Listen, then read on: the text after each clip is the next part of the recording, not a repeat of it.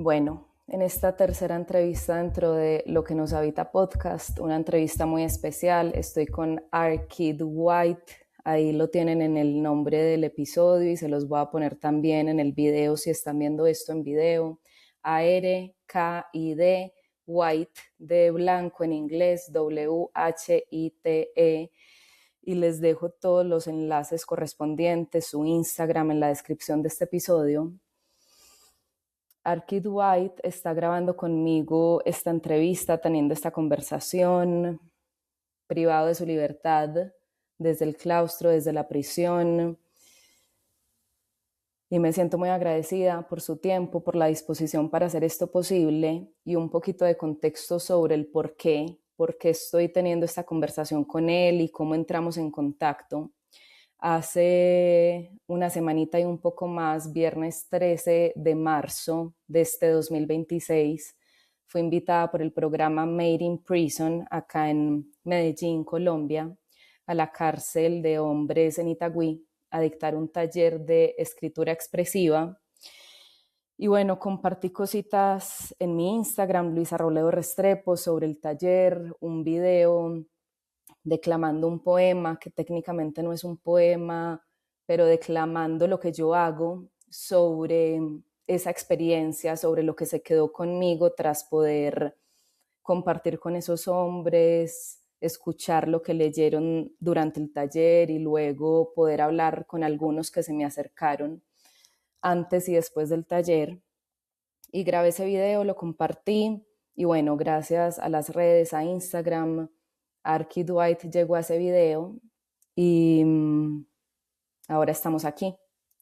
Ahora estamos aquí porque me interesa saber más sobre lo que lo habita, sobre su proyecto artístico de escritura, privado de la libertad, sobre su experiencia de vida, sobre lo que lo ha traído a este momento en el que ha publicado ya 2 libros, el segundo, si no estoy mal, disponible por ahora solo en ebook, el primero sí físico, y hablaremos de esto y los enlaces, repito, están en la descripción.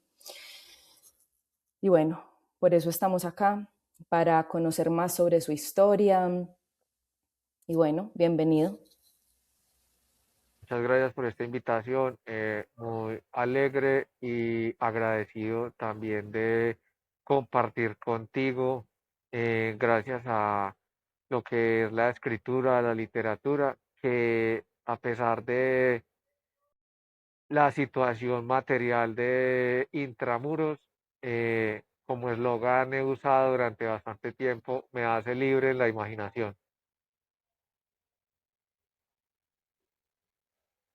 Bueno, quiero empezar preguntándote cuánto tiempo llevas privado de tu libertad. Estoy cercano a los 8 años. Listo. Y si puedes contar un poquito sobre tu proceso, me decías que fuiste privado de tu libertad de forma injusta, o sea, eres una persona inocente. Y sé que hablas sobre esto en tu primer libro, Caos, que llevó a tu detención, las circunstancias que ocurrieron para que ahora estés privado de tu libertad.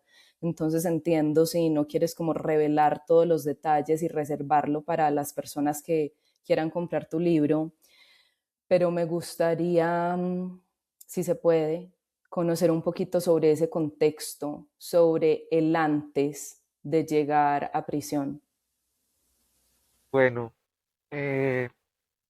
yo soy una persona que ha crecido en un entorno promedio, eh, siguiendo los parámetros y las ideales de nuestra vida occidental, que es crecer, estudiar, desarrollarse profesionalmente, ejercer una carrera, trabajar y crear pues la vida de cada quien, ¿cierto? Eh, Mi familia es una familia de una cultura muy sana, ajena pues totalmente a situaciones ilícitas.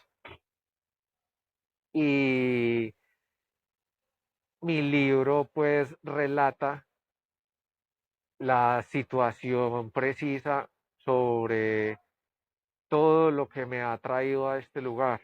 Eh, lo menciono muy brevemente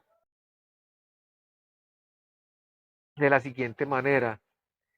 Mis libros, porque aspiro a escribir más y llegar aproximadamente hasta 5 y trascender con ellos a las pantallas si fuera posible, es una descripción de la dramática historia que me ha traído hasta acá. Eh, las apartes de pronto belicosos o conflictivos que se puedan suscitar en una experiencia como esta, y mi romántica y filosófica perspectiva de la existencia desde este lugar. Eh, el primer libro tiene un contexto muy personal, eh, porque me sirvió como catarsis.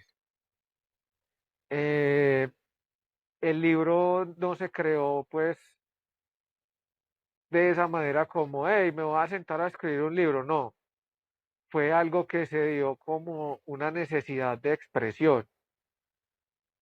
Yo soy un artista innato. Desde siempre me he expresado de manera plástica, con pintura, escultura, y siempre he sido un amante de la estética. Pero entonces, la forma de cautiverio en un país como el de nosotros, el cautiverio es algo que constriñe. Los primeros días que yo pasé en cautiverio, pasé en un calabozo en el que habían 7 personas y era imposible moverse. A mí me tocó permanecer solo en un sitio mucho tiempo, meses, y solo podía moverme de ese sitio solo para hacer mis necesidades. Y en ese mismo sitio tenía que desarrollar todo, tenía que comer, tenía que escribir, o no tenía, quería escribir, tenía que dormir. Era, es algo demasiado difícil de enfrentar después de uno estar acostumbrado a desplazarse y gozar de muchos espacios. Entonces, en ese momento, como artista, padeciendo una situación que desde esa perspectiva de ese momento, tiempo, espacio, era catastrófica. Entonces, yo empecé a dibujar, porque como arquitecto, pues esa es como una de las principales formas en las que uno se da a entender. Empecé a dibujar el espacio en el que estaba, imaginando cómo era el lugar, como si fuera yo a hacer un plano. Entonces ya la gente decía, ay, va a escapar, cosas así. Eh, empecé a hacer dibujos de mucho tipo, lo que sentía, lo que imaginaba, y llegó un momento en el que ya no había dibujos que hacer, porque lo que iba a expresar desbordaba lo que lo gráfico podía lograr. Entonces empecé a escribir cartas y después empecé a escribir una carta muy larga y esa carta se volvió el libro. Pero entonces en ese momento era, era una, unas anécdotas, un conjunto de anécdotas que quedaron plasmadas en unos cuadernos que fueron escritos en el preciso momento que se padecía la experiencia.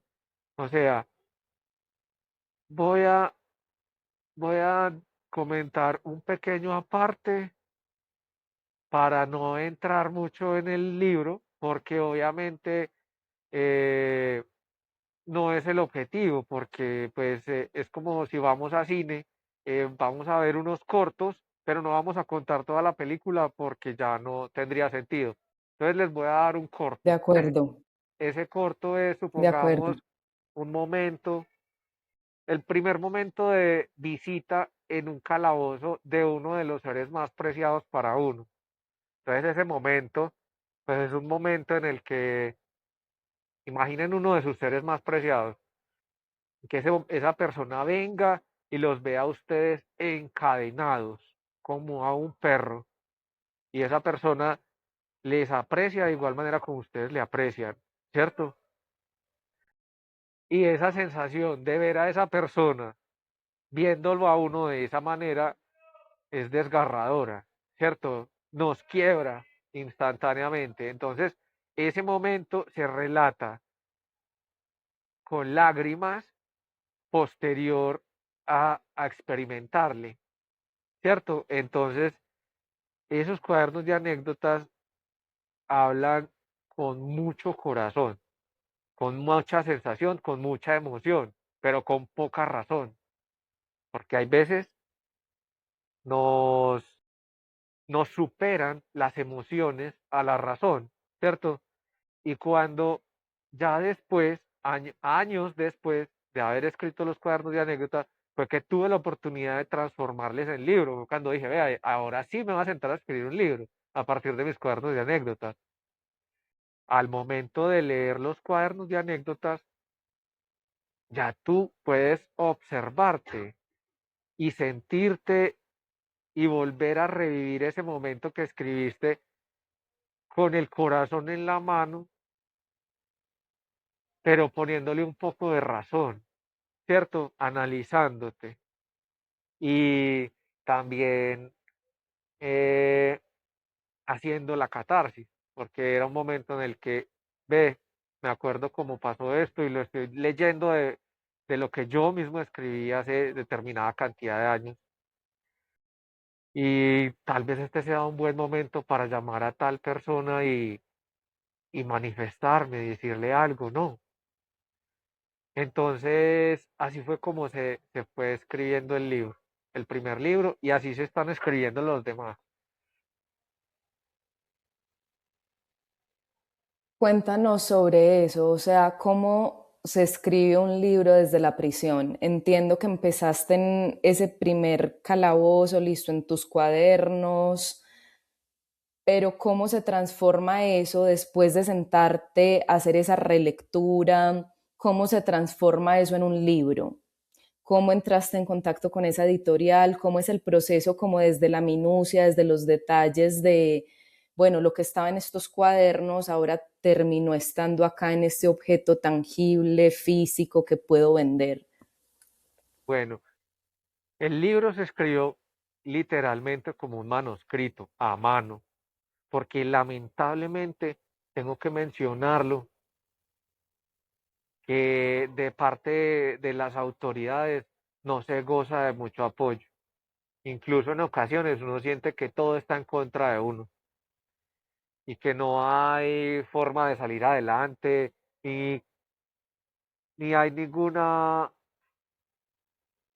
no se observa como, ni se siente, ni se percibe un verdadero apoyo para el arte, sabiendo que el arte es lo que principalmente puede resocializar a las personas en un entorno como este.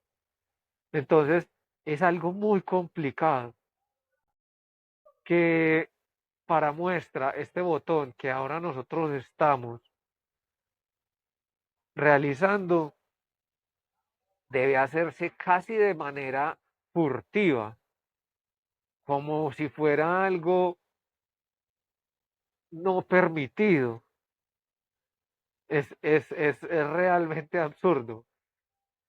Entonces, pues el libro lo escribí a mano, ya teniendo el manuscrito, me puse en contacto con alguien especial, uno de mis defensores con el que logré un contacto muy próximo y esta persona me puso en contacto con una persona especialista en literatura, me hizo una primera corrección, eh, Posteriormente, un funcionario de cierto rango,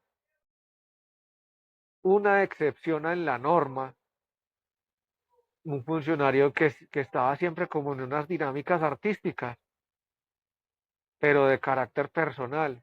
Me dijo, sí, te recomiendo la editorial.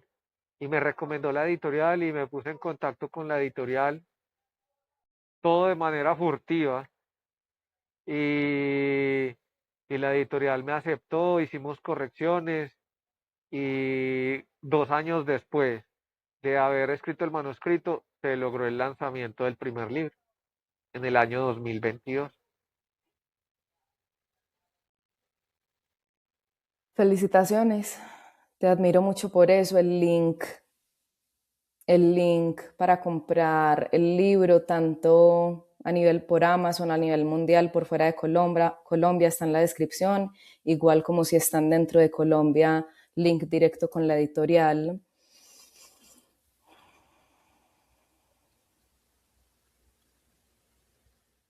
Que acá la siguiente pregunta que aparece para mí es este tema de lo furtivo.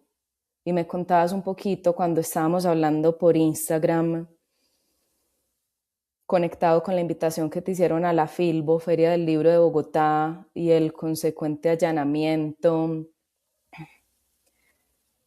Si nos puedes hablar un poquito de eso, como de esta relación tan furtiva que tienes que tener con la tecnología, con tus redes, para poder hacer posible este proyecto artístico, este proyecto creativo desde la prisión. Y pues esto es que es una muy agradable locura porque gracias a esto es que se ha podido llegar a un público que me siento pues, a pesar de todas las dificultades, me siento muy exitoso porque pues los números, aunque no hay que basarse en eso siempre, pero los números pueden decir algo y dadas mis condiciones, pues me siento alegre de ascender diariamente con algún nuevo público, como lo eres tú, eh, y de llegar a más personas. Eh, en el 2020 pasó algo muy especial, que fue cuando yo escribí mi libro, cuando escribí el primer manuscrito, pasó la pandemia. La pandemia fue un momento de máximo caos, porque dentro de los penales se prohibieron las visitas. Entonces nosotros no teníamos la oportunidad de ver a nuestros familiares, de ninguna forma. Entonces,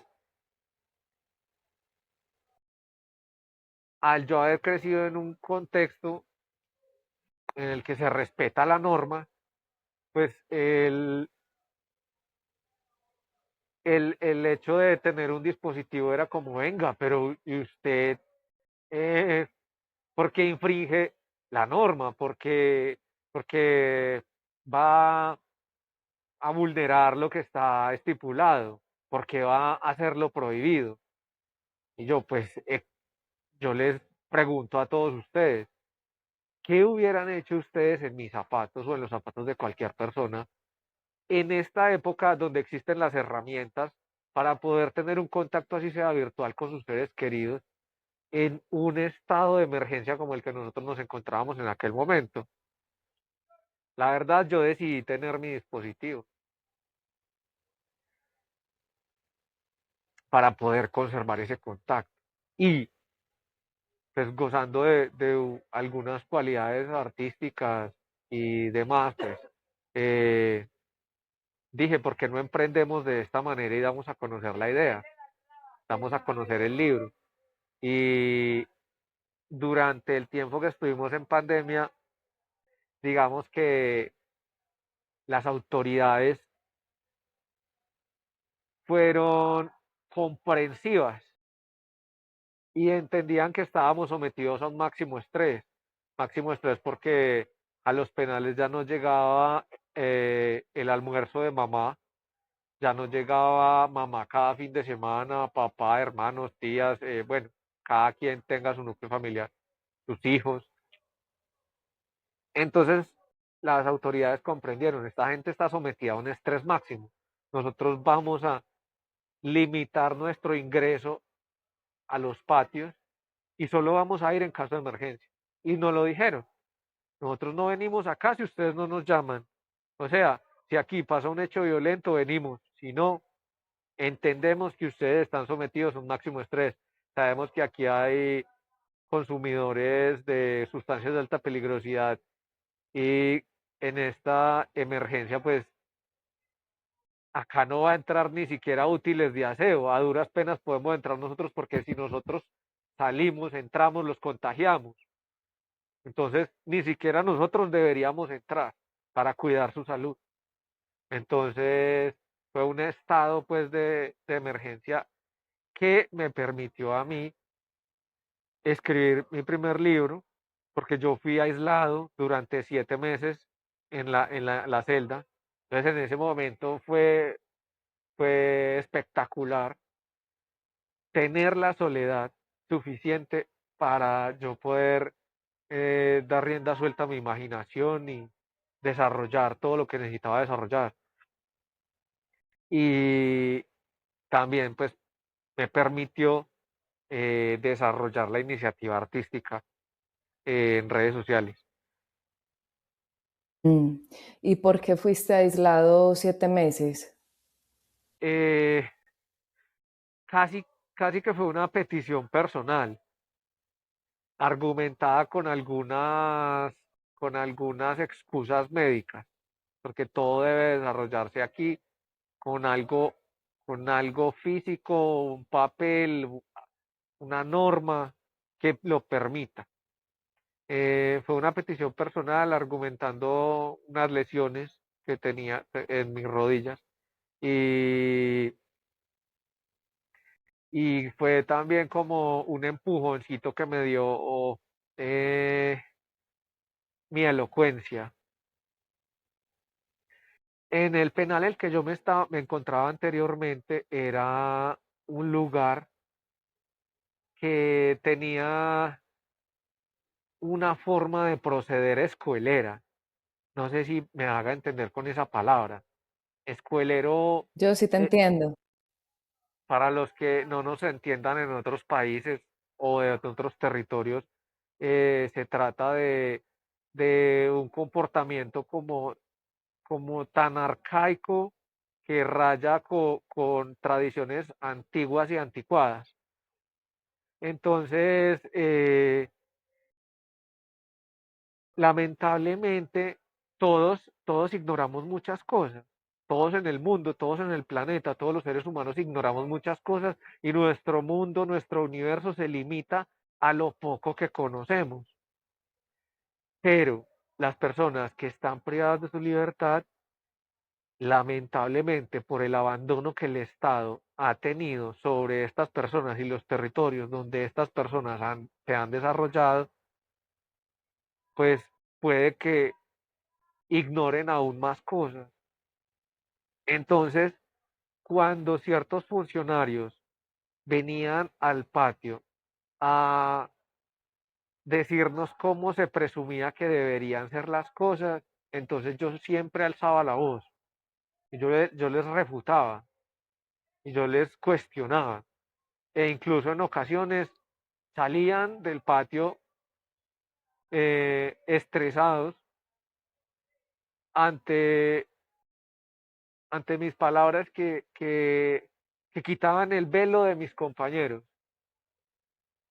Dame un ejemplo, porfa.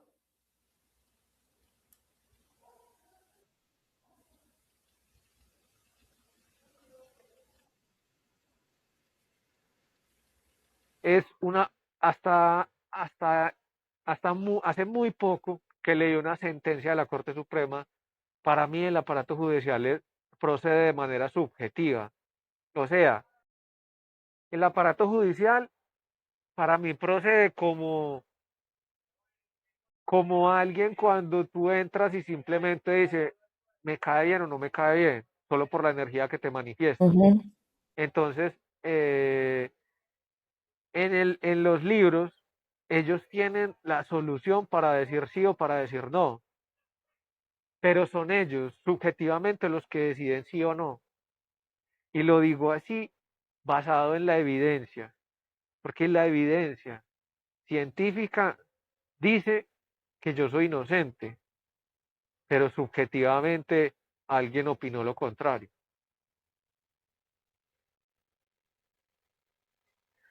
Bueno, entonces te venía contando que estuve aislada ese tiempo, porque en un momento llegó el máximo líder de la ciudad al penal por motivo del COVID. Y dijo, muchachos, vengo a hacer presencia. Nadie los va a visitar, pero yo sí. Me pareció algo bonito que una persona de estas vaya allá, sobre todo porque algo que se pierde cuando tú estás cautivo es tu ciudadanía. Tú dejas de ser un ciudadano. Tú ya no puedes votar. Tú ya, si nosotros estuviéramos en otra época, es casi estar al nivel de un esclavo. Porque acuérdate que en Roma existía los ciudadanos y los otros, la servidumbre, ¿cierto? Entonces, si tú no eres ciudadano, ¿qué eres? Es una pregunta válida.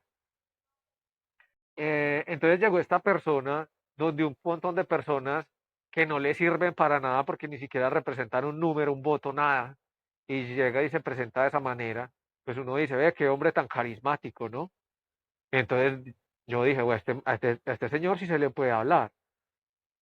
Entonces, mi primera intervención en redes sociales fue declamando un discurso, haciendo unas peticiones para los funcionarios de gobierno para que nos auxiliaran con respecto a eso. Y ese primer video estamos desnudos, no estamos así. Mm.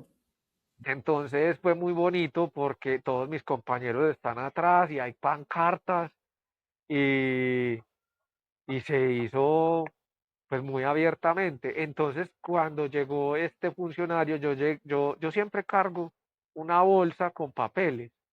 Esa bolsa con papeles tiene papeles importantes, papeles que pueden ser usados solo en momentos así, cuando llegue alguien importante. Entonces yo llegué y saqué mi discurso de ahí. Entonces yo, cuando ese señor dijo eso, yo llegué, me le acerqué y le dije, le obsequio este discurso que tiene las peticiones de lo que nosotros necesitamos. Y entonces él me preguntó, ¿y qué es lo que ustedes necesitan? Entonces yo el discurso le resumí, digamos, en 5 frases. Y él me dijo, yo necesito hablar con usted. Por favor, venga y salgamos a hablar en privado. Pues obviamente un personaje de este tipo siempre va con un séquito y con prensa y con de todo. Entonces, claro, este señor entró al patio, él dijo lo que tenía que decir, yo le di mi obsequio, todo en medio de seguridad, flashes, todas esas cosas. Y ya yo fui tomado del patio y llevado a la capilla del penal. Y en la capilla del penal casi que nos confesamos. O sea, él ya me dijo, bueno, cuénteme qué es lo que necesita. Entonces yo le dije claramente qué era lo que necesitábamos, para las patologías que nosotros en ese momento estábamos padeciendo. Y yo muy agradecido estoy porque esa misma semana todo se solucionó. Entonces en ese momento yo presenté uno de mis emprendimientos de arte. Entonces yo esa pieza de arte que les enseñé en ese momento cuando yo iba saliendo del patio, había un funcionario que se encarga de vigilar el patio, el pabellonero que llaman, que era un tipo simpático, muy amable. Entonces yo le dije, usted sería tan amable de traerme la pieza de arte que hay en mi celda. Y llegué y le entregué las llaves. Y él mandó a uno de los compañeros míos y hizo que trajeran. Entonces yo, mientras me entrevistaba con este personaje, le decía nuestras patologías y inmediatamente yo estaba terminando de mencionarle esto, llegó el señor con la pieza de arte. Entonces yo llegué y dije, bueno, pues qué bueno que llegó esto. Entonces les expuse la pieza de arte, los flashes, las cámaras, y les demostré que en el del penal no solo salían malas noticias, que también había arte, que también había emprendimiento, y todos muy contentos. Entonces en ese momento había una funcionaria del penal nueva que era muy humana, una persona, una persona sin estigmas. Entonces yo llegué, cogí esa pieza de arte y se la obsequié y le dije que era por su excelente trabajo.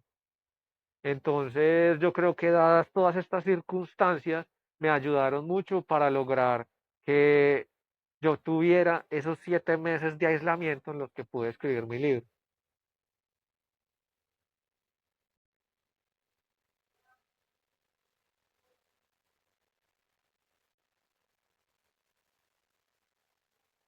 Dame un segundo, siento acá que te quiero preguntar, pensando en todo lo que has dicho, que ha sido mucho,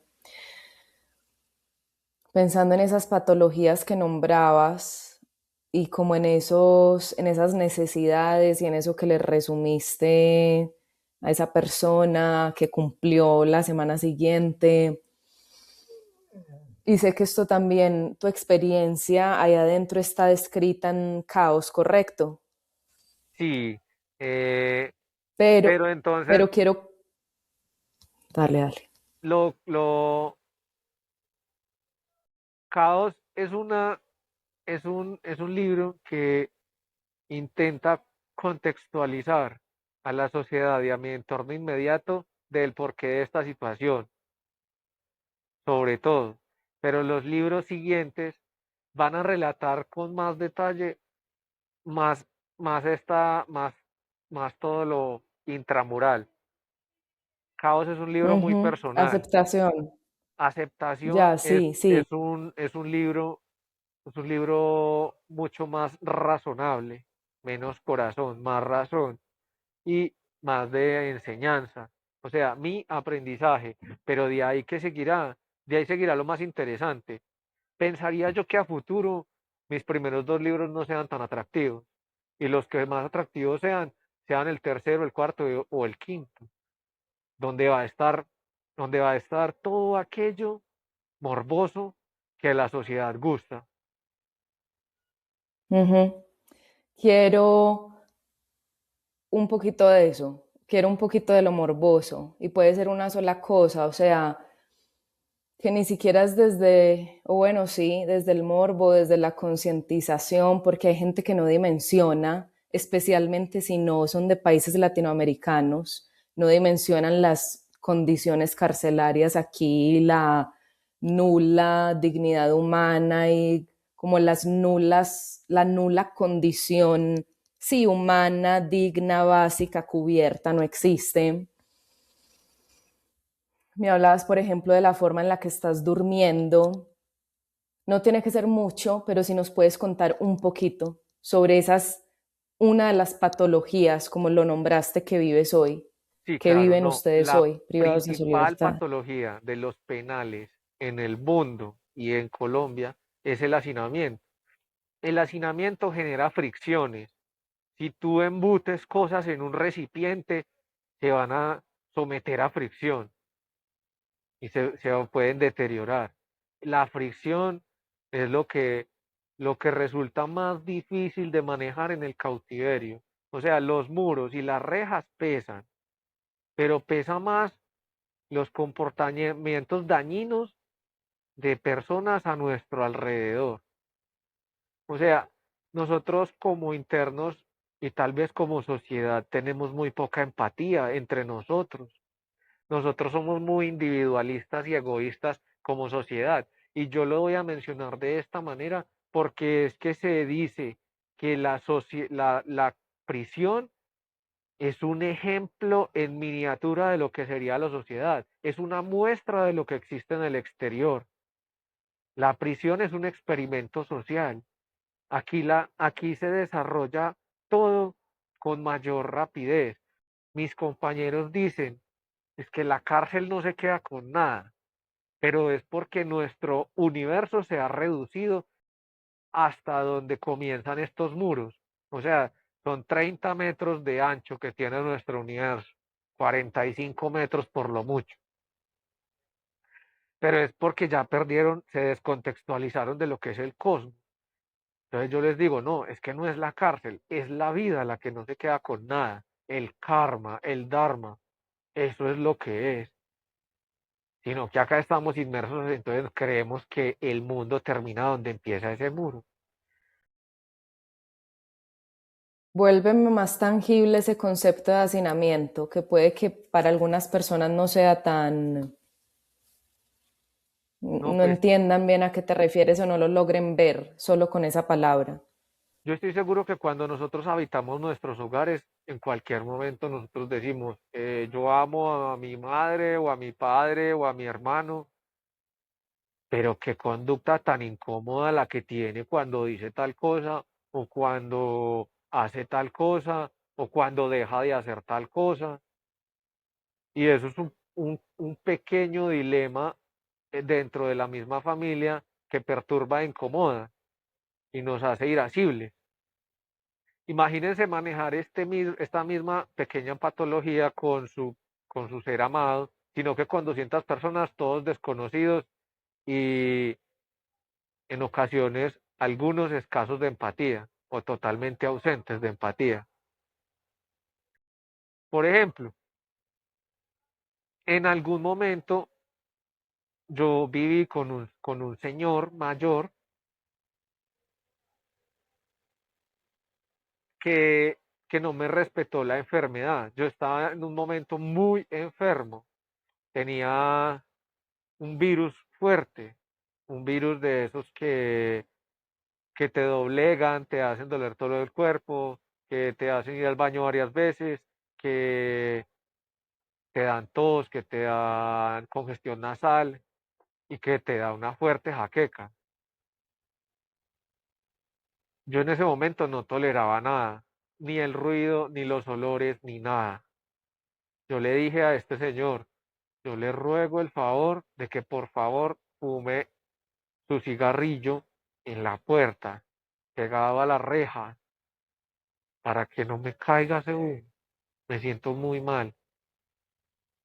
Esta persona me respondió que le importaba cero lo que, lo que a mí me pasara. Y yo, pues, siempre procuro por tener un espacio con mucha armonía, un espacio tranquilo, aseado, con agua.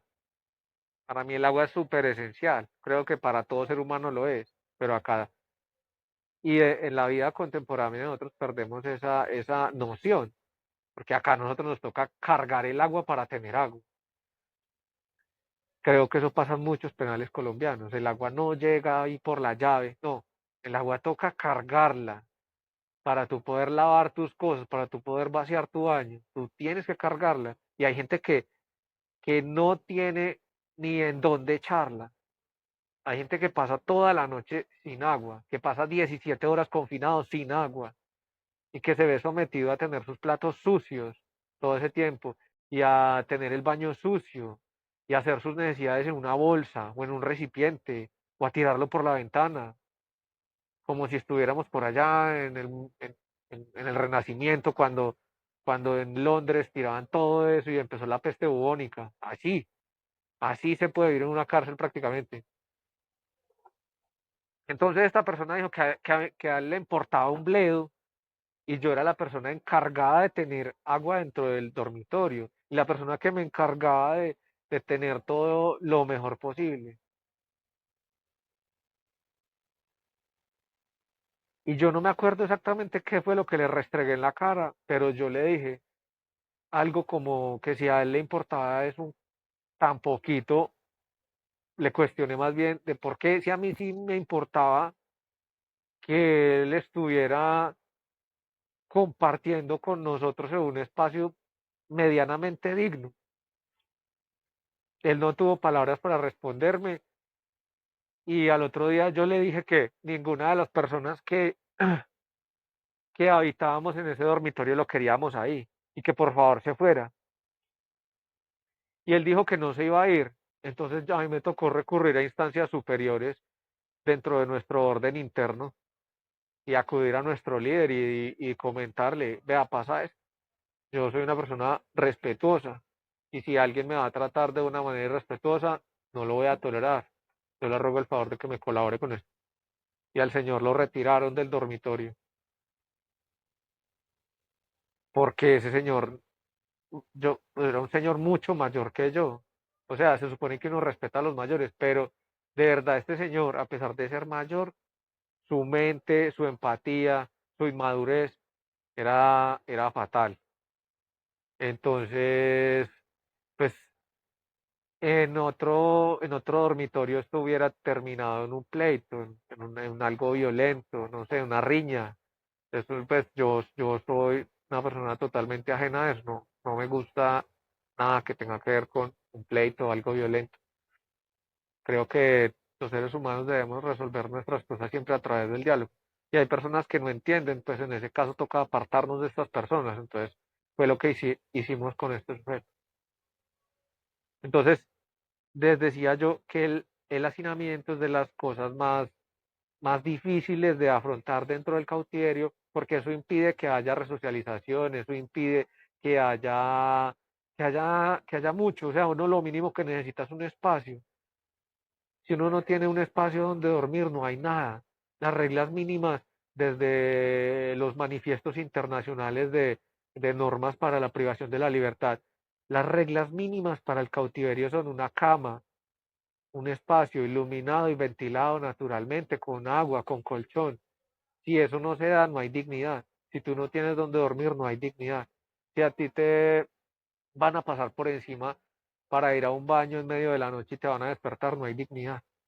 El sueño es algo esencial, se debe respetar para todas las personas. Una de las normas principales en todas las prisiones es a las 8 de la noche debe hacerse silencio hasta el otro día a las 5 de la mañana. Esa es una norma para respetar el sueño. Ni los funcionarios pueden ingresar a un dormitorio, ni los internos pueden hacer escándalos extravagantes, porque el sueño, el descanso es esencial. Entonces, en un lugar donde tú no tienes por dónde transitar y el piso está lleno de personas y para tú poder ir al baño tienes que pasar por encima de estas personas, pues no hay descanso digno, se está vulnerando esta regla esencial.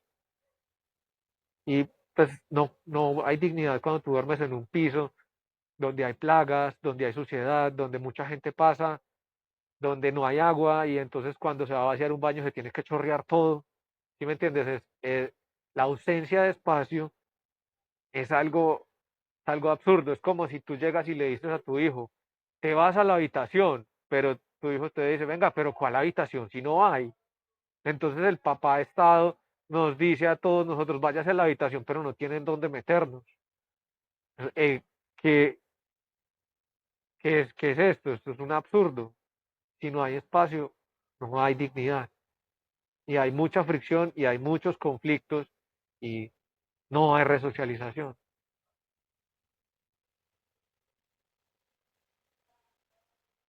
Mm, Gracias por compartir todo eso y qué duro. Lo siento mucho. Y esto me lleva a la pregunta de, porque he visto en estos días lo que compartes en Instagram y escuchándote acá que hablaste de karma, dharma, el cosmos y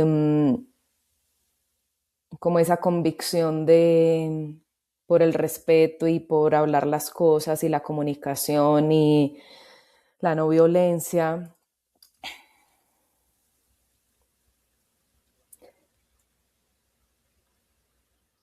¿Cómo? Y bueno, esta pregunta puede ser muy amplia, puede tener muchas como distintas aristas, pero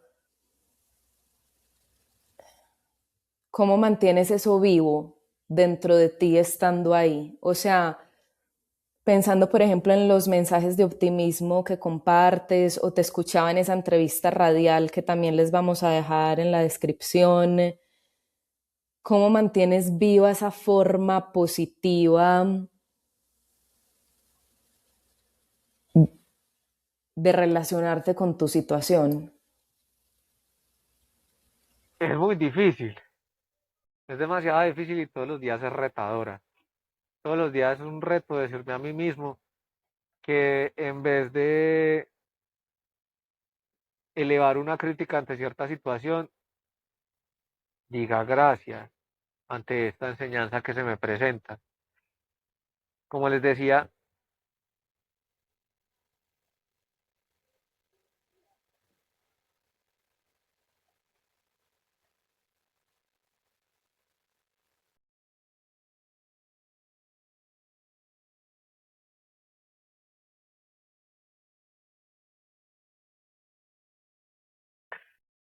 ahora sí ya, todo bien. Eh, Como les decía, Cuéntanos qué pasó ahí, cuéntanos qué pasó ahí para que entiendan el silencio. bueno, eh, como estamos haciendo este podcast de manera furtiva desde la prisión, pues obviamente en cualquier momento puede pasar un control revisando, entonces debemos guardar silencio. Pero ya pasó, Listo. entonces está bien. Como les recuerdo en el momento en el que les exhorté a tener presente alguna aspereza con alguno de las personas con las que ustedes habitan.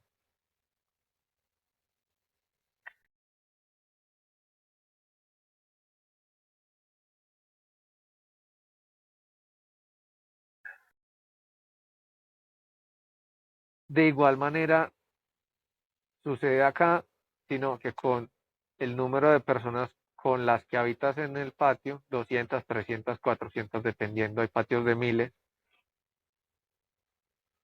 sus conflictos, con sus pensamientos, con sus tristezas, con sus dolores, siendo egoísta en búsqueda de sobrevivir. Cuando se busca sobrevivir, no importa a nadie, solo importas tú. Entonces se actúa de manera egoísta. Por eso es comprensible. Pero entonces tenemos que ser muy razonables y comprender que estamos en esa función de sobrevivir.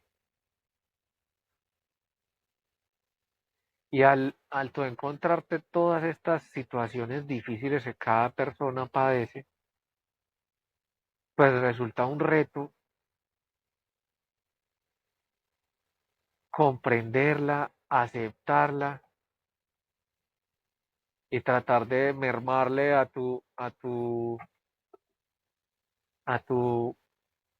insatisfacción ante cualquier situación egoísta que te vayas encontrando. Pero entonces la forma, ¿cuál es?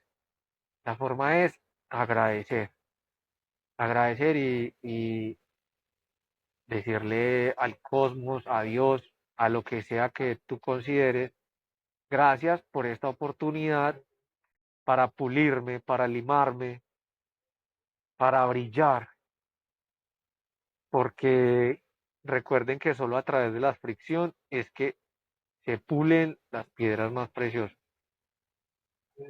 Entonces, la invitación es en ese momento a agradecer por el reto que te está poniendo la vida y a mirar hacia abajo. Todos siempre vivimos según nuestro concepto consumista de nuestra sociedad occidental, mirando estos modelos a seguir, que siempre vamos a querer, hey, qué bacano el video nuevo de Maluma y sus prendas o sus autos o su nueva novia, ¿cierto? Entonces nosotros queremos más, queremos, qué bacano tal oficina, siempre vamos a querer más. Y siempre miramos hacia arriba porque está bien ser ambiciosos. ¿Y a qué vinimos a la vida? Claro, a crecer, a desarrollarnos, a evolucionar, a, a ser ambiciosos y tal vez también a cobijar a otros con todo eso que podamos amasar. Pero entonces cuando te enfrentas a situaciones así, entonces debes es mirar hacia abajo y mirar lo arriba que estás y darte cuenta de todo lo que tienes, de que tienes salud, de que tienes juventud, de que tienes fortaleza, de que tienes sabiduría, de que así no haya mucho alimento tienes, así no sea el mejor techo tienes, así no sean las mejores prendas tienes. eh, e incluso si estás muy decaído, llegar al nivel de la comparación y mirar a cada una de las personas. Pongamos un ejercicio que se puede hacer cuando estás decaído y vas por la calle. Mira a cada una de las personas mientras tú caminas y mira cuántas personas tienen más que tú. Y te vas a dar cuenta de que muchos puede que no vean, puede que sean cojos, puede que, supongamos, a un hombre que se le haya caído el cabello y tú goces de tu cabellera, que hay tantas personas que tienen tanto menos que nosotros, y entonces tú mirando hacia abajo te das cuenta lo arriba que estás y no tienes más que agradecer. Entonces, si tú vives en el agradecimiento, es una excelente forma de vivir. Tú cada vez que te levantas por la mañana tienes dos opciones: o renegar por donde estás o agradecer por esta nueva oportunidad. O sea, yo puedo levantarme todos los días y decir, ah, pero qué horror, estoy en este calabozo. O tengo la oportunidad de decir, hey, gracias, qué bonito clima, estoy bien, estoy saludable, no ha pasado nada, todo está bien. Y darte la oportunidad de tener ese nuevo día.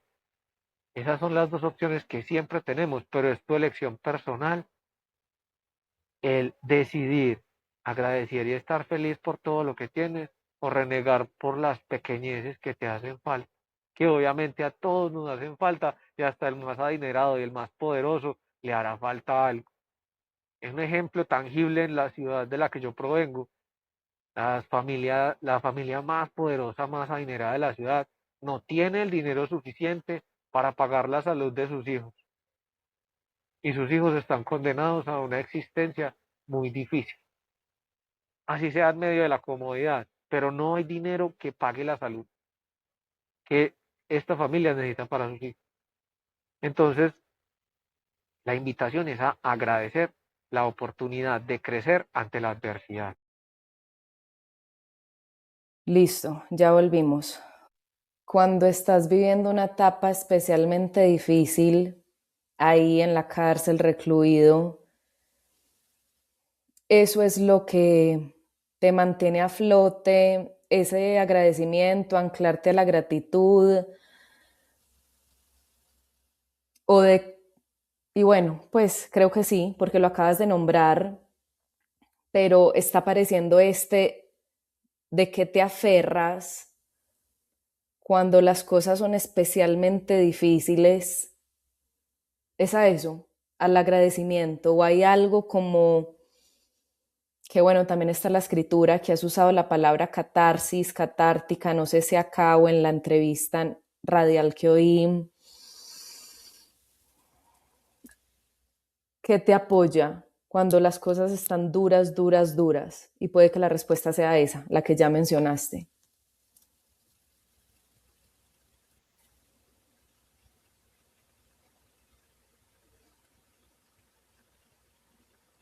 Yo creo que el amor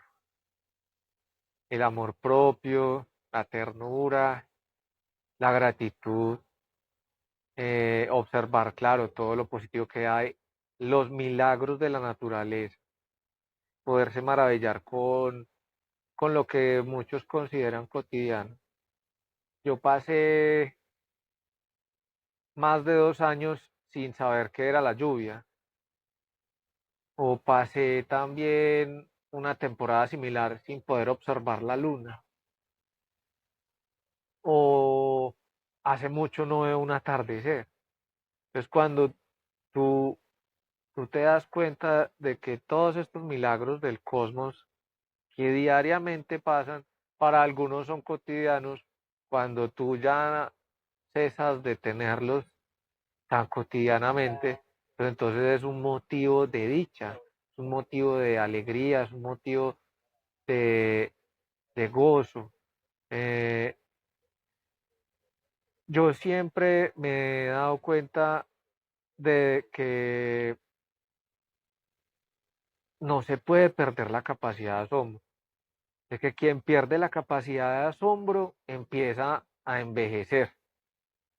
Entonces de eso se trata, de no perder la capacidad de asombro y buscar el milagro en medio del lodazal, como la flor de loto. ¿Cómo buscas el milagro estando ahí? Simplemente se presenta, es un milagro.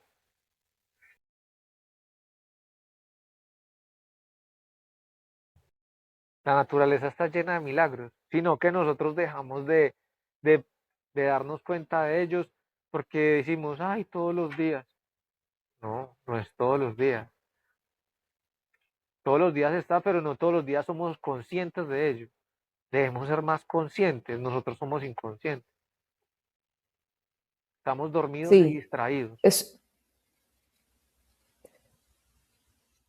estoy totalmente de acuerdo contigo con eso, pero en tu situación, o sea, ahí dentro de la cárcel, cuando te pregunto cómo buscas el milagro, cuéntame, porque lo acabaste de decir, hace mucho no veo un atardecer.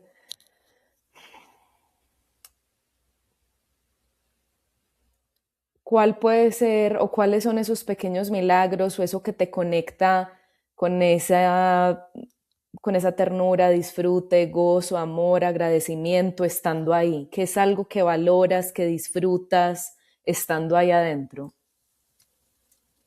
Pues a mí me parecen muy bonitos los animales y, y obviamente hay animales que son menos agradables que otros, hay animales que tienen, que son más agradables.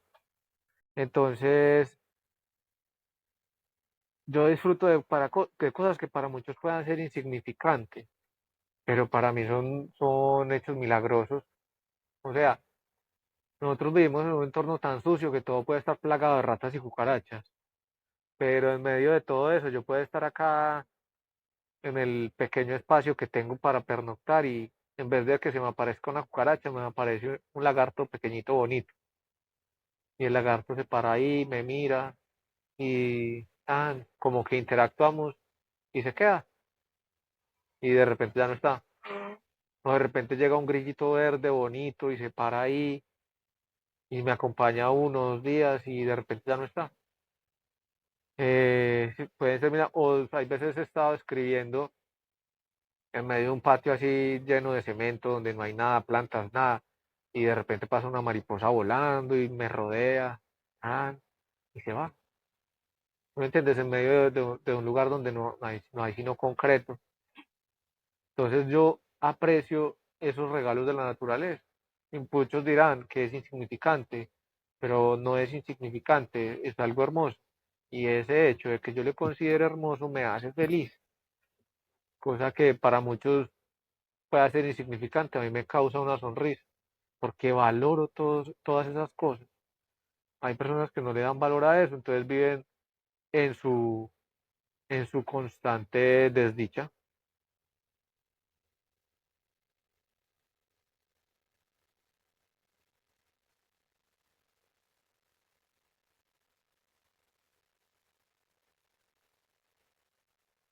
Es lo que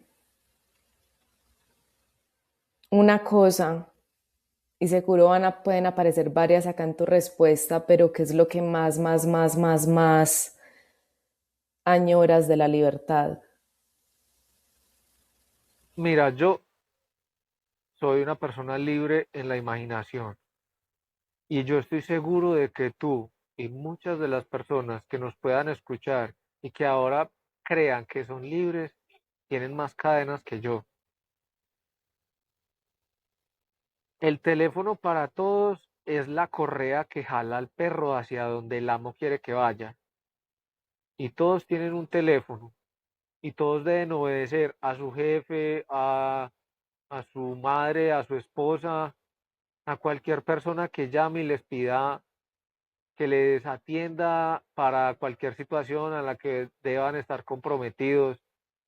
eh, no sé, cualquier, cualquier, cualquier persona puede ser una cadena. Creo que las personas ajenas a esta situación cargan más cadenas de las que yo pueda cargar.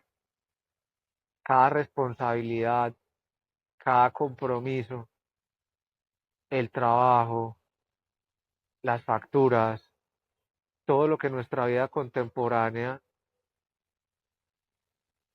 tiene puede resultar una cadena.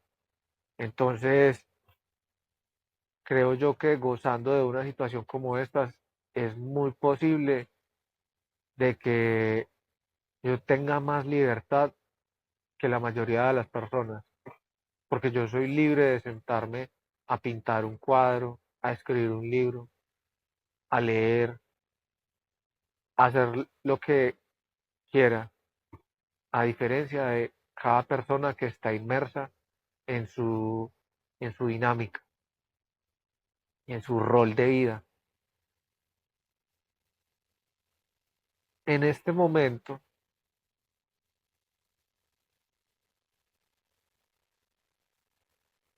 puede que se extrañe el contacto con los seres queridos, pero el Estado, el aparato judicial, toda esta situación, el caos que me ha traído acá,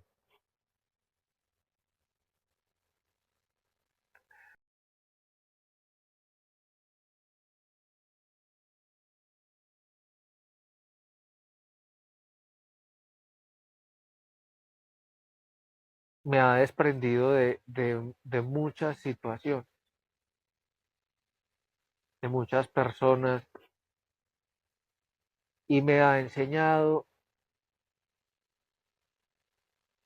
que la vida y la existencia es movimiento, que nada es perpetuo, que todo cambia, que las personas pasan y que nada va a estar presente siempre. Entonces es una enseñanza que todos debemos asimilar y aceptar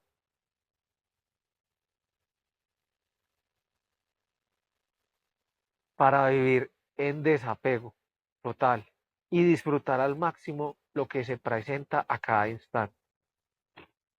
Entonces, creo que cada vez gozo de más libertad mental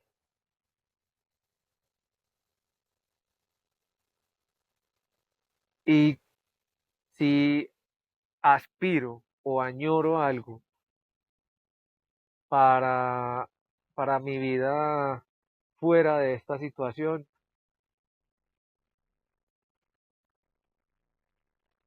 es algo que me vuelve a atar a las dinámicas del mundo contemporáneo, que es la ambición, el éxito, eh, el progreso, ¿cierto? Pero es algo que creo que debe surgir desde acá.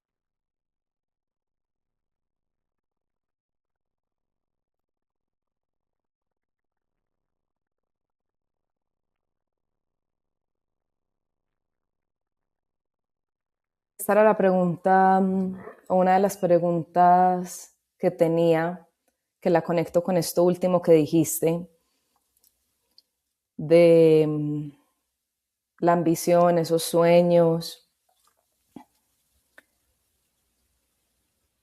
¿Con qué te sueñas al salir? y sé que ya le has dado vida a alguno de esos sueños con la publicación de tus libros y tus proyectos artísticos,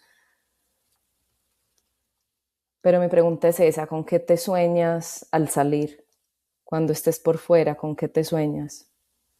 Pues hay algo que uno no tiene acá y es privacidad.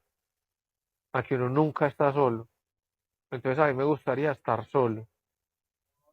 A mí me gustaría irme a un desierto, por ejemplo, y disfrutar de la inmensidad del cosmos sin contaminación lumínica y poder ver las estrellas y poder ver la galaxia entera.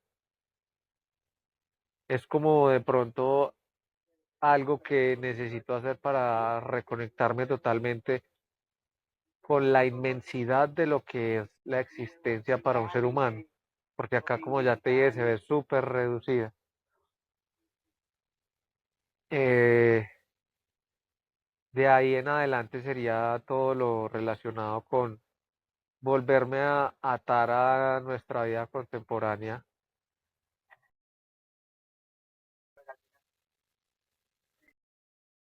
¿Cuántos años tenías cuando entraste, cuando fuiste detenido? Bueno, yo creo, yo hice un proyecto para mi grado de la universidad que me enseñó algo sobre la edad, y es que la edad tiene tres factores a través de los cuales se logra acertar acerca de esto. El proyecto que me tocó realizar fue un centro de vivienda asistida para el adulto mayor. Entonces, para poder hacer un lugar de estos, se debe determinar la edad del sujeto. Y la edad del sujeto es variable y no depende solo de lo biológico. Existe el envejecimiento social, el envejecimiento psicológico y el envejecimiento biológico. Entonces, biológicamente puede que tengamos una edad, pero psicológicamente puede que tengamos otra edad. Y la sociedad nos empuja a que ésta o aumente o disminuya. Y te voy a dar un ejemplo para que ella aumente. Cuando tenemos un anciano en casa y él ya está jubilado, por ejemplo, y, y alguien dice, ¿por qué no mandas al abuelo a pagar las facturas? Entonces alguien interrumpe de manera inoportuna y dice, ay, no, no lo pongan a hacer eso que él ya no es capaz. Al nosotros como sociedad declarar que una persona es incapaz, esa persona se lo puede creer y esa persona va a terminar dependiendo cada vez más. Entonces la suma, la operación algebraica de la suma y la división de estos números es el que nos puede revelar nuestra edad real.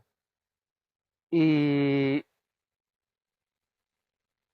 y yo creo que yo he sido una persona de un crecimiento lento.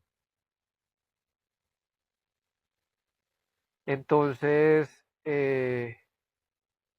nunca me expreso en esos términos en los que tú me acabas de preguntar. Entonces yo creo que más bien aún soy como una especie de adolescente en el cosmos. Ujú. ¿A eso te refieres por crecimiento lento? Sí, un ser aún en crecimiento. Listo. Buena respuesta. Bueno, sesión 2 dentro de esta entrevista con Arkid White. Ayer por temas logísticos de conexión tuvimos que interrumpir porque en realidad las condiciones desde las que Arkid está grabando son muy precarias. Tiene un celular, como él le llama, muy arcaico, muy viejo.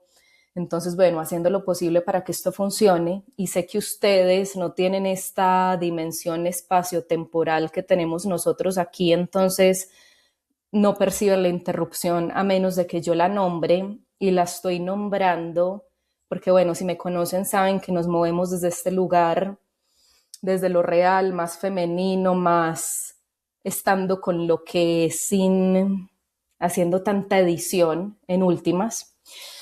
Entonces, bueno, sesión 2. Hoy es 19 de marzo del 2026 y antes de empezar a grabar, Arkid me preguntó cómo estaba, si estaba feliz.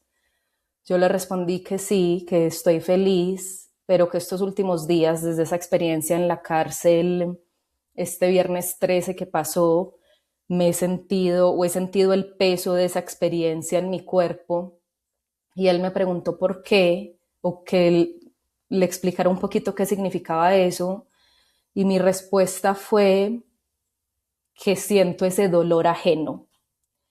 Y ahí él me respondió que en últimas cada persona se hace correspondiente, merecedora de, voy a usar la palabra correspondiente, correspondiente con lo que está viviendo, y estoy de acuerdo. A lo que le respondí, sí, pero es distinto hacerte correspondiente a una pena, a una condena, con una cama, con agua, con las condiciones mínimas dignas, que hacerte correspondiente a una pena, condena, con las condiciones carcelarias de nuestro país y de tantos otros. Y ahí él me empezó a decir algo que va a seguir diciendo en este momento, y en ese punto le dije, empecemos a grabar y cuéntame esto que me ibas a decir acá, también para ustedes. Bueno, la prisión es un experimento social y la población que habita al interior de esta es una muestra de la sociedad que existe exteriormente. Una muestra es un término que se usa en la ciencia para tomar un pedazo pequeño de algo para examinarlo. Nosotros somos una muestra de una sociedad, pero como somos una muestra pequeña, una muestra de cientos o máximo miles, entonces los hechos se desarrollan con más velocidad porque podemos conocer de manera detallada y personal cuál es la patología de cada personaje. Entonces, ese hecho resulta en que cada quien se hace merecedor de un espacio dentro del claustro y que de acuerdo a qué tan aportante, qué tanta reciprocidad, qué tanta empatía, qué tanta capacidad para servir tenga alguien, a sí mismo esa persona obtiene o no un espacio dentro de esta microsociedad y obtiene o no un respeto y cualquiera de las formas en las que podamos interpretar aquel, aquel, aquella forma en la que podamos captar cómo es el interactuar de un ser humano para un núcleo social. ¿Me puedes dar un ejemplo de eso? O sea, cuando dices que ahí adentro cada cual se hace merecedor de su espacio, del trato, de, no sé si esta palabra aplique, privilegios, ¿me puedes dar un ejemplo? Sí, sí aplica la palabra. Bueno, vamos a dar un ejemplo desde lo poco positivo. Si una persona tiene arraigado dentro de sí la patología de la mentira, entonces, como es un núcleo pequeño, esta persona va a interactuar con todos en algún momento. Y en algún momento todos nos vamos a dar cuenta de que esa persona procede de esa manera. Entonces, en algún momento llega al punto de que nadie le va a creer y que cualquier cosa de que esta persona diga ya sabemos que no es. Y todos tenemos en la mira eso. Entonces esta persona obtiene un lugar bajo porque sus palabras no valen nada. Y desde lo positivo, o sea, y si puedes pensar en un ejemplo tuyo propio, o sea, con tu comportamiento, tus acciones, que ha sido algo positivo que has obtenido gracias a eso. A mí me parece muy grato.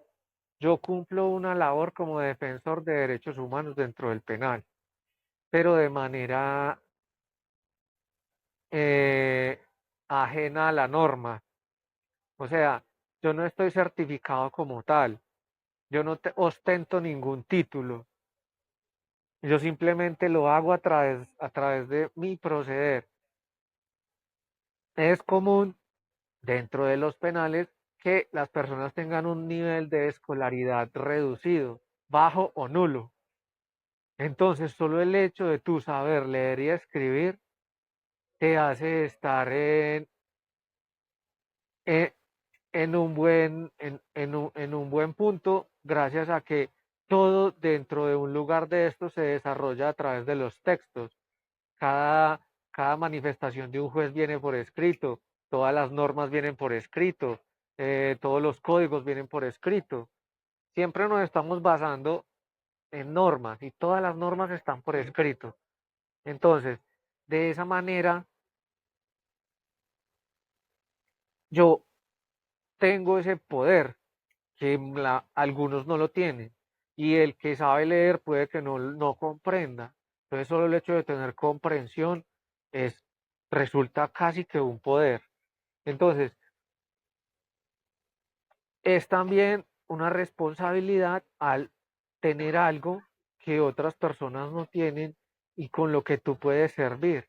Entonces, prestar ese servicio de manera desinteresada, sin solicitar nada a cambio, hace que yo sea muy útil para la petición de cualquier cosa, de restablecimiento de cualquier derecho. Los derechos más importantes son los derechos fundamentales, la salud, la vida, la paz, la dignidad, eh, la libertad. Entonces yo reclamo todos estos derechos, restablezco estos derechos a través de escritos. Entonces, al yo tener ese poder y usarlo de manera generosa, las personas me retribuyen con su respeto. Y eso para mí es más que suficiente. Por eso yo no pido nada a cambio, pero ciertamente hay personas muy generosas que a pesar de todas las ausencias que padezcamos acá, siempre quieren retribuir de alguna manera, con un pan, con una bebida, con lo que sea. Pero yo les digo siempre, su respeto es más que suficiente. Qué lindo eso. Que ahora desde esta parte no tan linda, que creo que en las... Bueno, acá estamos otra vez. Continúo.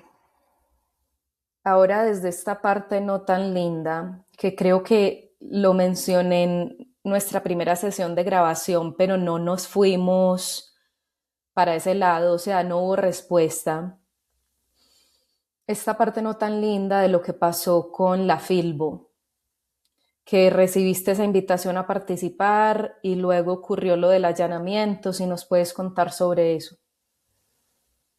Tanto desde la parte de la invitación que recibiste, la oportunidad artística que había ahí, profesional, como desde lo que pasó después.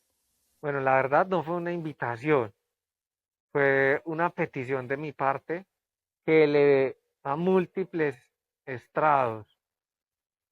La elevé personalmente a la dirección, la elevé a las áreas educativas, la elevé a la gerencia de la Filbo, la elevé incluso hasta el Ministerio de Cultura. El Ministerio de Cultura me respondió y lo que siento es que las directivas desde Bogotá, desde la dirección general, o puede que no desde la dirección general, pero pero sí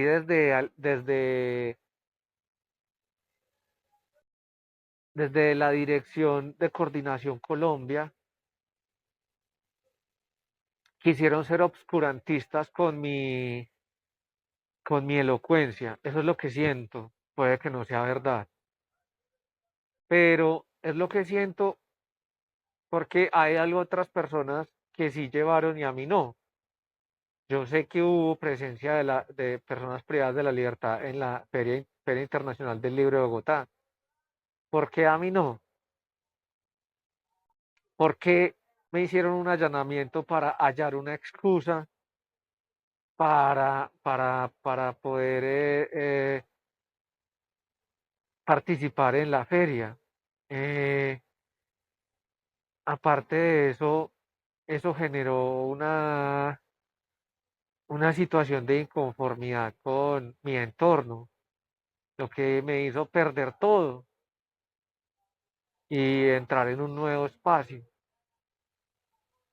Entonces, pues fue Pero algo, dame más detalles ahí. ¿Qué significa inconformidad de mi espacio, de mi entorno que me hizo perder mi espacio? bueno, imagínate que tú estás en un espacio de estos y de repente llega un batallón y entra al lugar y tanto tú te ves perjudicado como otras personas a tu alrededor. Si otras personas a tu alrededor se ven perjudicadas presuntamente por tu culpa, ¿cómo crees que van a estar esas personas? Pues no van a estar felices, va a haber un medio de desagrado. Pero entonces el medio de desagrado es un medio absurdo, porque primero, ¿con qué argumento va a entrar un batallón a atacar una iniciativa artística? ¿Con qué argumento va a venir un batallón a, a amedrentar a alguien que escribe un libro? ¿Cuál es el argumento para hacer eso? Y después, ¿con qué argumento la población alrededor tuyo a la que tú ayudas te va a expulsar? Todo tiene que ser una gran mentira, un gran absurdo.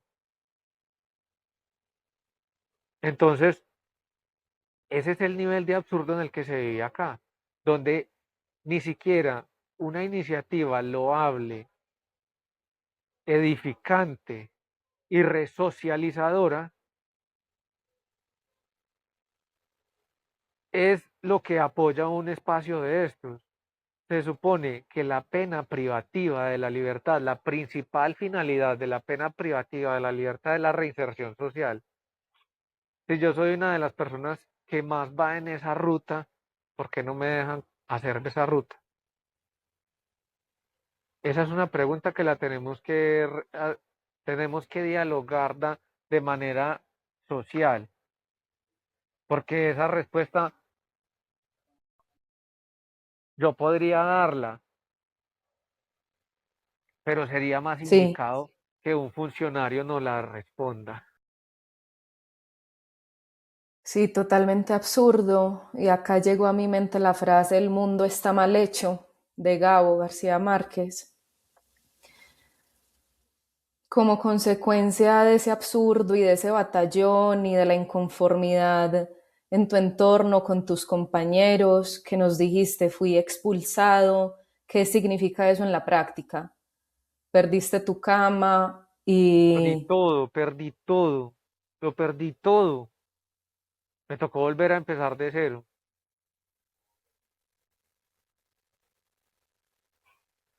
cómo se ha visto ese volver a empezar de cero. ¿Qué Pues, significa eso? pues la verdad fue una de las etapas de mayor aprendizaje para mí. Fue fue una etapa en la que eh, crecí mucho como ser humano porque ha sido uno de los momentos más difíciles que he vivido acá, de nivel personal, de una lucha conmigo mismo, de una lucha por comprender vivir en medio de una sociedad absurda.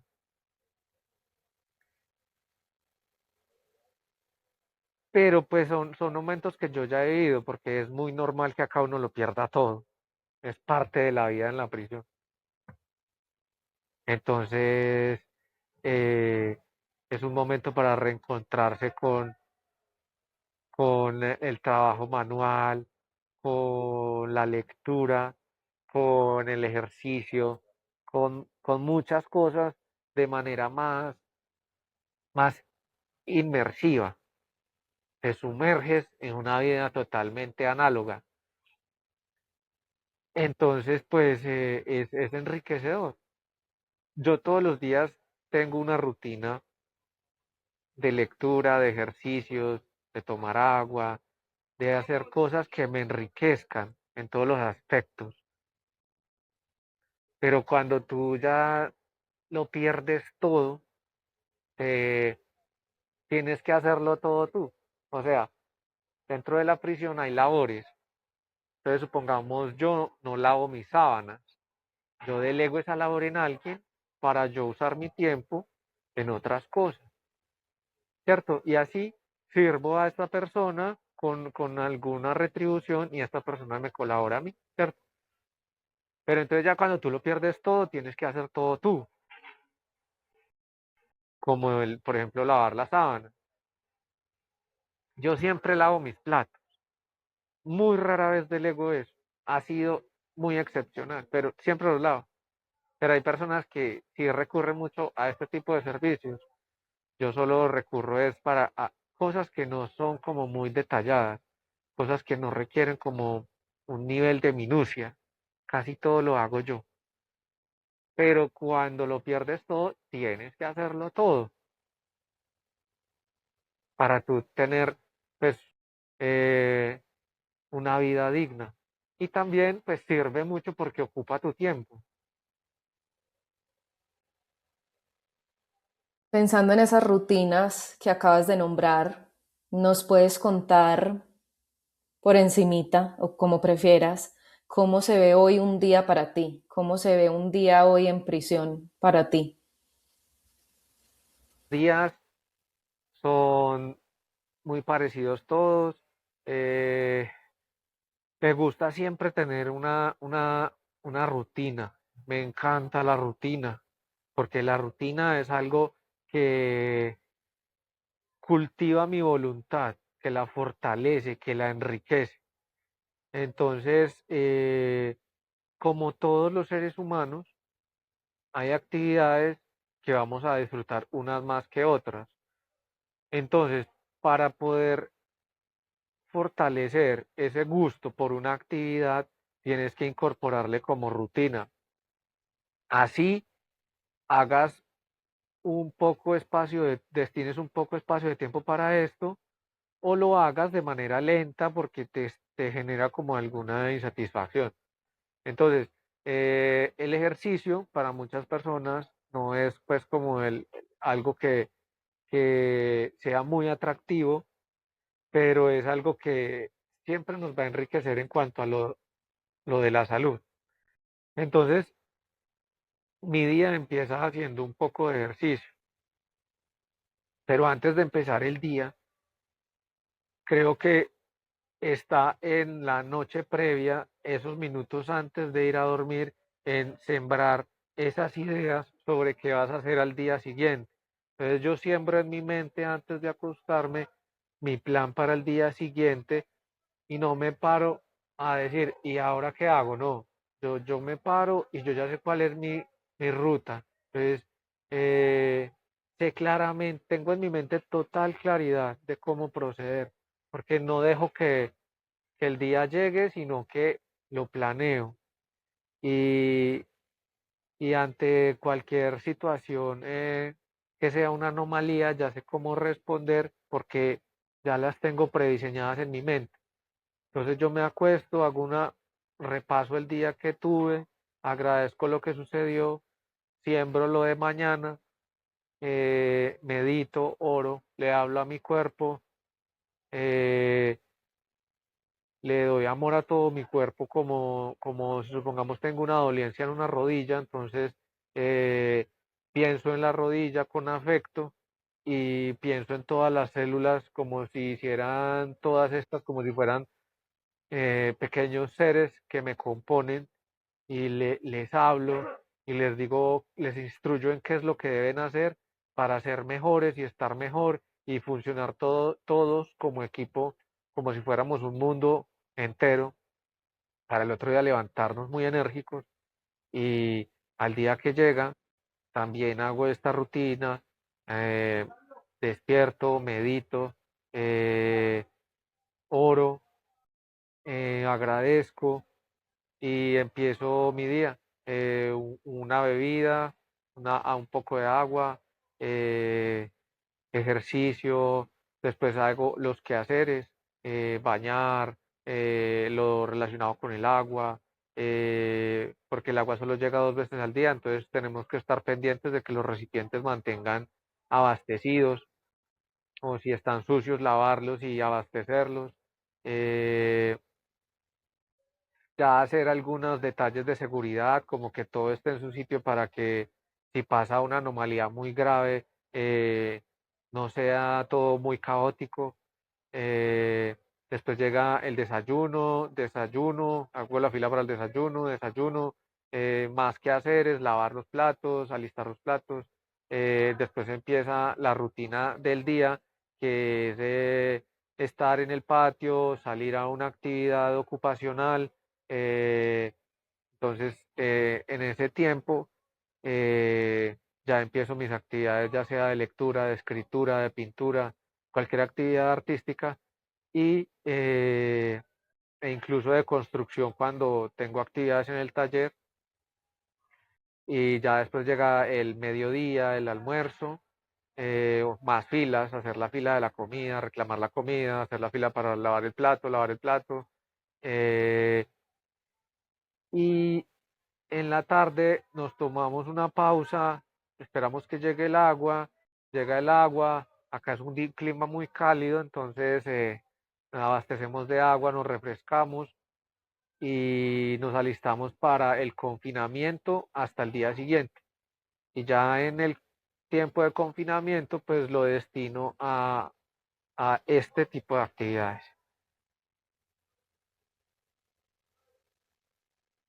Gracias. O sea que el confinamiento empieza más o menos a qué horas.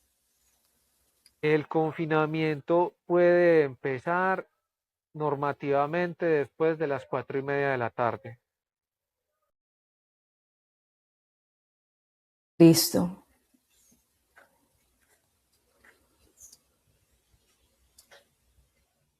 Una pregunta curiosa y es que, por ejemplo, ya en este momento teniendo este dispositivo que tienes, bueno, y creo que intuyo la respuesta, pero porque, bueno, sí, creo que me estoy respondiendo, pero te voy a permitir responder. ¿No te sapean tus compañeros? ¿O qué dinámica hay ahí? Porque también, por ejemplo, les pedía silencio a ellos mientras íbamos a tener esta conversación, porque son un sí. Y te decía, intuyo, creo la respuesta por lo que me dijiste de cada quien se hace merecedor, pero te escucho. Dentro de la prisión toca, toca hay veces ser como muy tosco y toca ser como egoísta, porque hay algunas personas que quieren abusar. Eh, entonces yo creo que como estrategia he adoptado ser muy independiente. Eh, Cuando tú solicitas algo es porque estás dispuesto a dar, ¿cierto? Entonces yo doy desde lo que creo es lo más valioso. Lo más valioso para mí es la paz, la tranquilidad, el aseo, la dignidad, la libertad. Entonces yo aporto desde eso, aporto la libertad ofreciendo la posibilidad de partir tan próximamente como sea posible desde mis escritos. Ofrezco dignidad teniendo un espacio digno, limpio, tranquilo, desde lo que yo pueda aportar. ¿Cómo aporto yo? Aporto sin generar discusiones, sin ser violento, sin, sin generar pleitos y más bien exhortando a ser personas que damos soluciones y no que creamos conflictos, a no ser quejosos, sino más bien a cooperar. Entonces, a mí me gusta hacer el aseo. Entonces yo hago el aseo, ¿sí me entiendes? Mientras que en otras personas exigen que las otras personas hagan.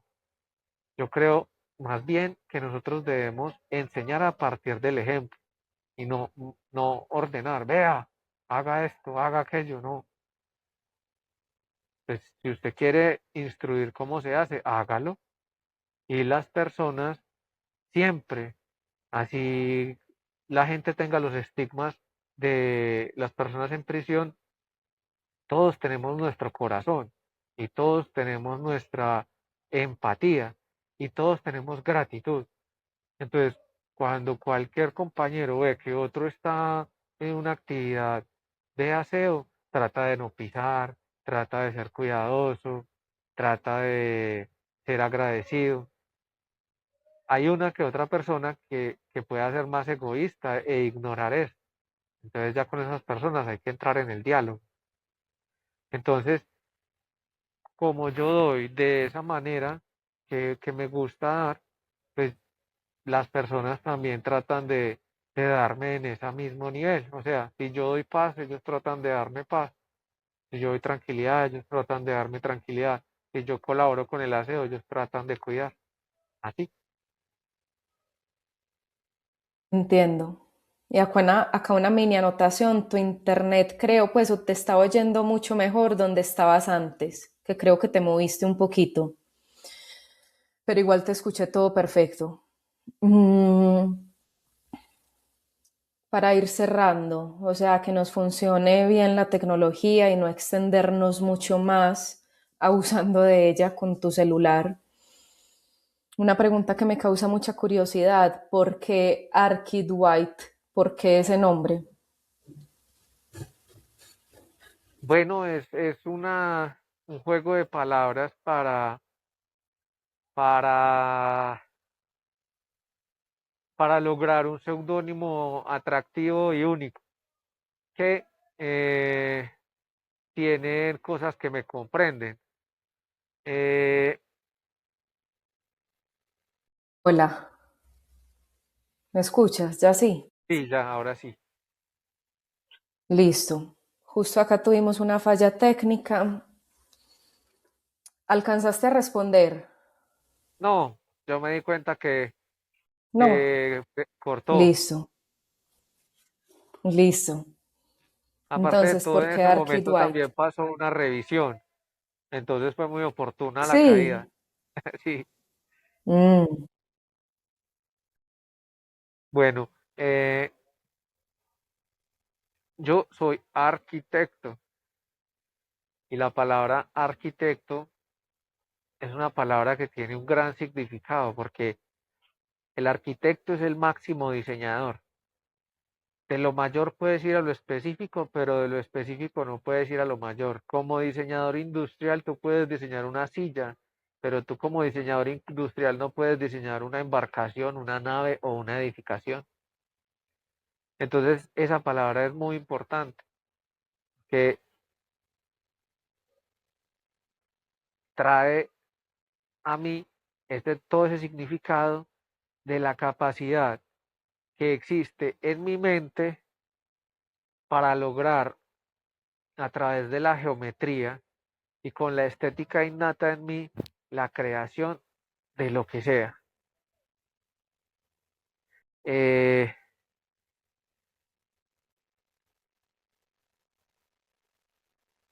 Hay una frase que dice que nunca dejes de soñar como un niño, vive como adulto y aconseja como un anciano. Entonces, durante cualquier etapa en nuestra vida, debemos conservar un poco de todas estas. Entonces creo que es muy importante esta primera etapa. Por eso es la segunda parte del seudónimo. Y la tercera es el blanco. Desde la teoría del color, el blanco no es un color. El blanco son todos los colores. Y eso es muy interesante, porque el negro es la ausencia del color. O sea, el blanco es todo y el negro es nada. Y de ahí nos vamos a remitir a un montón de situaciones donde nombramos cosas que no existen. La luz existe, la oscuridad no. Simplemente la oscuridad es la ausencia de la luz. El frío no existe, solo existe el calor. Y se da este fenómeno del frío simplemente ante la ausencia de este. Entonces, el blanco significa este todo, esta luz, este calor, lo que sí existe. Qué lindo. Lo que sí existe. Bueno, cuéntanos, cuéntale a la gente, porque yo ya sé cómo te pueden ayudar y por qué. O sea, ¿por qué la gente querría ayudarte? ¿Por qué la gente querría donar algo de sus recursos para apoyarte? Bueno, yo creo que la condición de estar cautivo es una condición muy especial, porque imaginémonos que nosotros tenemos una mascota en casa. La mascota se porta mal, entonces nosotros decidimos atarla en el jardín a un árbol. Cuando nosotros decidimos atar a nuestro perrito al árbol, nosotros tomamos esa decisión y nosotros somos responsables de ir a llevarle una bebida, una tazón con agua, un tazón con alimento, porque el perrito no está en la capacidad de ir ni siquiera a buscar en la basura, porque está atado, ¿cierto? Entonces, esa es una decisión que podemos tomar como amos, pero entonces también al tomar esa decisión tenemos una responsabilidad de suministrarle lo mínimo, ¿cierto? Que si llueve, la ponemos en un sitio donde no se vaya a enfermar. Entonces, le decimos a un drogadicto, por ejemplo, que puede pedir ayuda y cualquier persona que necesite ayuda puede pedirla, porque está en esa situación de necesidad, más aún si tú estás atado, ¿cierto? Entonces, la invitación es a ser conscientes de que en una condición como la que nosotros los cautivos nos encontramos, es una situación donde nosotros necesitamos ayuda. Y les voy a hablar en términos generales, porque si las personas o la patología del delito en Colombia existe, es por la ausencia de presencia del Estado en los territorios. ¿Por qué los niños crecen sin educación, observando entornos degradados en medio de violencia, armas y drogas? Porque el Estado no está presente con las escuelas, con los alimentos, con la seguridad para brindar espacios sanos de crecimiento y de enriquecimiento, de enseñanza y demás. Entonces, los modelos que observan las personas son estos modelos errados donde no hay presencia del Estado. Entonces, el Estado ha sido un padre ausente en la niñez que llega en la adultez a castigar. ¿Qué le dirías tú a un padre que no te dio nada en tu niñez y te viene a decir como adulto, usted por qué se comporta así? Esta persona o este padre no tiene ninguna autoridad para venir a decir eso. Entonces nosotros como sociedad debemos ser conscientes que a la población privada de la libertad se le debe auxiliar, se le debe apoyar, porque toda la vida ha vivido en carencia, en ausencia, sí, en necesidad. Y debemos ser conscientes de esto. En mi caso personal, soy una persona más en esta condición. He tenido muchas oportunidades, he intentado aprovecharlas, algunas no las he valorado y ahora trato de hacer lo que puedo con lo que tengo. y me gustaría hacer más, pero mis cadenas no me lo permiten, no me permiten llegar más allá. E incluso las barreras institucionales, como ya les he comentado, han sido un lastre tremendo e incluso una barrera que me hostiga y me quita dignidad y no me permite avanzar.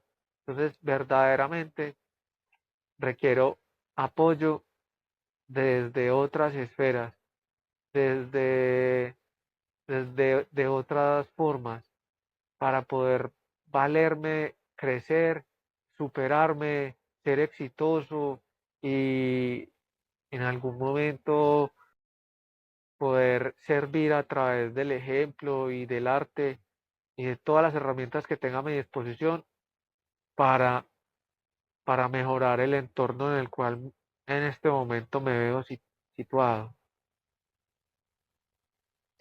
Si puede ser un tris más específico, o sea, si recibes donaciones, ¿en qué las vas a usar? Ya nos has hablado de tu segundo libro, a mí me compartiste fotos de esos, ¿no? Cuadros o no sé, o esculturas, no sé cómo se le llama, un poquito más de Yo le- especificidad, bueno, pues mira, porfa. yo tengo un sinnúmero de emprendimientos. El baluarte es la escritura. Entonces deseo continuar escribiendo y publicando mis libros.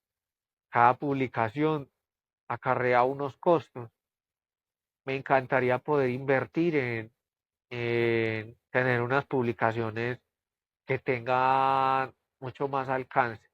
La verdad, los costos publicitarios es lo que más genera desgaste económico. Eh, con estos libros me gustaría trascender a las pantallas. Estoy intentando eh, participar en concursos y festivales de cine creando pequeños videos, eh, cortometrajes, miniseries. Mi proyecto es hacer una pequeña miniserie y de alguna manera llamar la atención para poder ya trascender a una serie verdadera. En este momento estoy participando en un festival de cine en Cartagena. Eh, no sé cómo me esté yendo, en cualquier momento recibiré un documento en el que me informe, pero en el primer festival de cine que participé recibí un homenaje por resiliencia artística. Podrán observar en el perfil la premiación y demás sobre esto que me emocionó bastante. Eh, También tengo un emprendimiento intramural que me sirve a mí y se sirve a muchos de mis compañeros. Sería muy bonito sacar este emprendimiento adelante. Quiero hacer piezas de arte en base a unos diseños que ya había hecho. Yo estuve en otro penal y en el otro penal lo inicié, pero entonces, desgraciadamente por la labor que presto como defensor que restablece los derechos humanos de las personas, eso me pone entre ojos en ocasiones de las autoridades. Entonces, en ese momento, ante mis manifestaciones, demostré ciertas corruptelas que vulneraban gravemente el derecho al debido proceso de mis compañeros, entonces a mí me trasladaron de penal. En ese penal me tocó dejar abandonado todo. Cuando a ti te dicen traslado, llegan por ti y tienes 5 minutos para llevarte lo que puedas y ya. Entonces, en el taller habían herramientas, materiales, reglas, ceguetas. eh, Se podría decir que habría una inversión millonaria, pues, refiriéndose a 5 millones, por decirlo así, eh, en materiales, pero que siendo para hacer arte, piezas de arte, pues era bastante, era suficiente. Y todo me tocó dejarlo abandonado. Entonces, al llegar a este nuevo lugar, pasé un tiempo en el que no estuve en patios con taller, pero recientemente llegué a uno y quiero retomar este emprendimiento y hacer nuevamente las piezas de arte. Y como arquitecto, pues uno está en la labor de generar empleo. Entonces, uno diseña, guía, ayuda, colabora, pero delega. para generar empleo y mi objetivo sería, mi sueño sería, supongamos, llegar a Home Center, que en Home Center, en vez de que nos vendan esas piezas de arte que están estos cuadros que uno ve, la Torre Eiffel o el Big Ben, que te cobran 300.000 pesos por una impresión, pues mejor compra una pieza de arte realizada por personas privadas de la libertad. Y qué rico si de pronto en algún momento este podcast lo ve una tienda de mobiliario que se anime a comprar estas piezas de arte y me pida un lote de estas piezas de arte para que esta misma tienda se vea beneficiada por la nueva ley 2446 de cárceles productivas en la que van a eximir de impuestos a las tiendas y personas que apoyen, compren y generen esta industria. Entonces, pues lo primero que necesito es un capital para tener unos materiales suficientes para generar unas piezas de arte de muestra y exhibirlas y lograr generar unos pedidos. También unos costos logísticos de traslado, llevar a unas tiendas de mobiliario, eh, exhibir en la tienda oficial de los penales, la tienda Libera, y también unas para exhibición interna. Entonces empezaríamos por eso y ya continuaríamos dando rienda suelta a lo que vaya sucediendo, que todo fluya. Por el Me momento, encanta esos eso. son los tres emprendimientos que tengo. Y he pensado en un emprendimiento virtual muy ambicioso, y es el generar, convertir todas mis imágenes en NFTs. NFTs es arte digital que que termina siendo la nueva forma en la que hoy en día se hace única una pieza.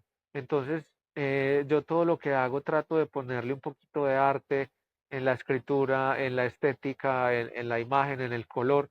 Entonces, generar NFTs y una colección y ver cómo nos va. Pero para eso hay que invertir criptomonedas, Ethereum. eh, Sería he estado mirando algunos perfiles de personas que manejan las cripto y no sé si de pronto estén interesados. Me encantaría que alguna persona de estas eh, que es apasionada del trading, pues se me contacte y ven, mira, saquemos esto adelante. Yo ya he investigado más o menos cómo funciona OpenSea, cómo funciona todo esto, y pues es una inversión que se haría y que generaría unos dividendos para el metaverso, desde el metaverso, pues a todas estas personas que ya habitan en ese mundo virtual, y generaría una ganancia a gran escala. Sería maravilloso. Me encanta todo eso, me parece increíble lo que estás haciendo y lo que sin duda vas a hacer, lograr. Y sé que no es posible lograrlo sin recursos. Yo espero que este episodio pueda llegarle a muchas personas y a mis oyentes habituales. Yo nunca les pido esto, nunca les pido que compartan mis episodios. Solo les he pedido en el pasado que le pongan una estrellita y ya casi llegamos a 100 después de muchos años. Pero con este episodio en particular sí les voy a pedir tanto a mis oyentes habituales, en su mayoría mujeres, y le agradezco a los pocos hombres, como a los nuevos que compartan este episodio en sus historias o a una sola persona. El voz a voz es lo que más ayuda a que los podcasts especialmente sean consumidos. Cuando alguien en que confías afina tus gustos, te recomienda algo, que en mi caso me pasa mucho con mi mamá. Ella me recomienda a mí episodios y yo a ella. Y siempre cuando algún episodio me marca, que escucho en algún podcast, se los comparto en mis historias. Entonces les agradecería mucho si pueden hacer eso con este episodio en particular. Y también si de entrada son ustedes, esa persona que tiene el contacto con las criptomonedas o que se mueve en ese mundo, o que tiene el contacto con la tienda como Home Center, o que no tiene ningún contacto, pero tiene la disposición de hacer una donación, por mínima que sea, que pueda apoyar el emprendimiento, la creación artística de Arcade White desde la prisión, con esa donación, con ese contacto, con ese compartir, con esa recomendación, aunque sea una sola persona. El enlace para las donaciones se los vamos a dejar también en la descripción. Van a ser dos, un GoFundMe, que pueden usarlo desde cualquier lugar del mundo, y también un número de Nequi, si les queda más fácil transferir desde Bancolombia, desde sus cuentas acá en Colombia. Y bueno, para cerrar, porque ya sí estamos abusando, creo, y agradecida con la tecnología que nos ha permitido llegar hasta aquí, algo para cerrar, un mantra, una frase que te acompañe, y han sido abundantes las que ya nos has compartido, pero unas últimas palabras antes de cerrar.